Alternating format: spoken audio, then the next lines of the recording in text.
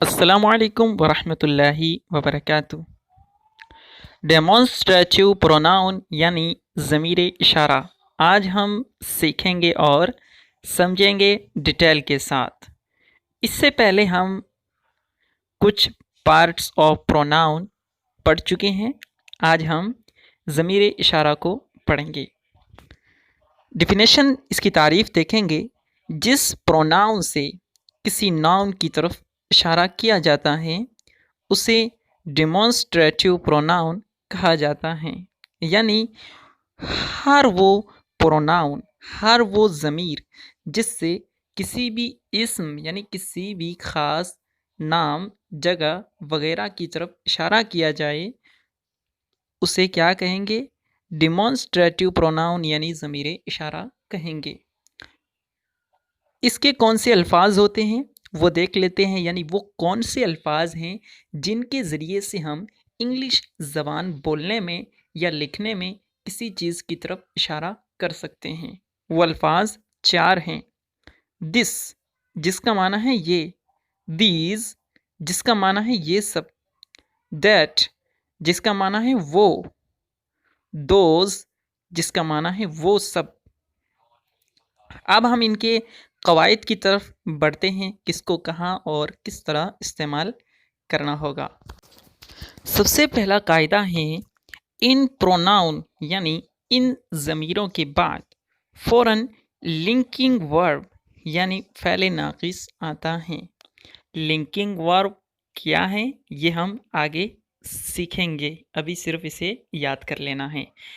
दूसरा कायदा है, ये अल्फाज हमेशा सब्जेक्ट यानी फ़ाइल, जिसे हमने पहले समझा भी था, फ़ाइल किसे कहते हैं यानी किसी भी काम को करने वाला, या ऑब्जेक्ट यानी मफ़ऊल की हैसियत से इस्तेमाल होते हैं। मफ़ऊल वो जिस पर किसी भी काम का वुकू हो, यानी जिस पर कोई काम किया जाए। तीसरा कायदा है, दिस बराए वाहिद, यानी दिस को हम किसी एक चीज़ के लिए इस्तेमाल करेंगे जब हमें उसकी तरफ इशारा करना मकसूद होगा। और दीज बराए जमा करीबी, यानी एक से ज़ायद चीज़ें मौजूद हैं और वो करीब में हैं और उनकी तरफ इशारा करना है तो हम दीज को इस्तेमाल करेंगे।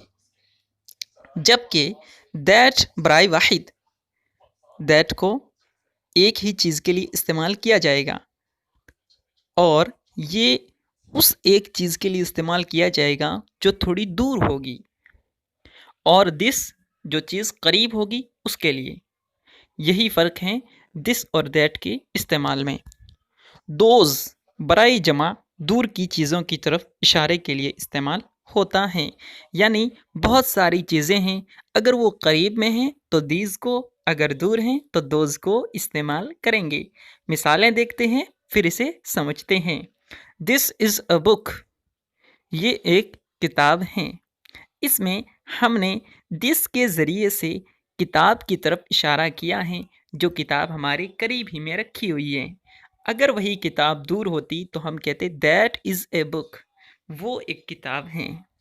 अगली मिसाल देखते हैं। दीज आर बॉयज़, ये सब लड़के हैं। हमने दीज को किसकी तरफ इशारा करने के लिए इस्तेमाल किया है? लड़कों की तरफ, यानी जमा की तरफ, जो एक से ज़ायद हैं उनकी तरफ इशारा करने के लिए, और वो भी हमारे करीब में हैं। अगर वो दूर होते तो हम दोज को इस्तेमाल करते। अगली मिसाल है, दैट इज़ अ मैन, वो एक आदमी है। हमने दैट के ज़रिए से एक चीज़ की तरफ इशारा किया है और ये एक वो चीज़ है जो हमसे दूर है। अगर करीब होती तो हम दिस को इस्तेमाल करते। अगली मिसाल है, दोज आर गर्ल्स, वो सब लड़कियां हैं। इस मिसाल में हमने दोज को इस्तेमाल किया है उन लड़कियों की तरफ इशारा करने के लिए जो एक से ज़्यादा भी हैं और दूर भी हैं। उम्मीद करता हूँ कि आपने आज ज़मीर इशारा को अच्छी तरह समझ लिया होगा।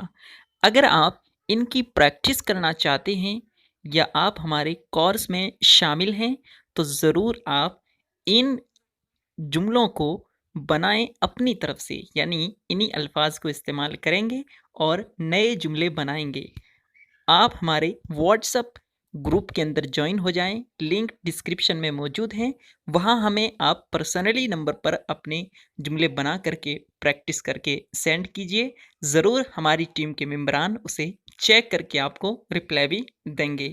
السلام علیکم ورحمۃ اللہ وبرکاتہ۔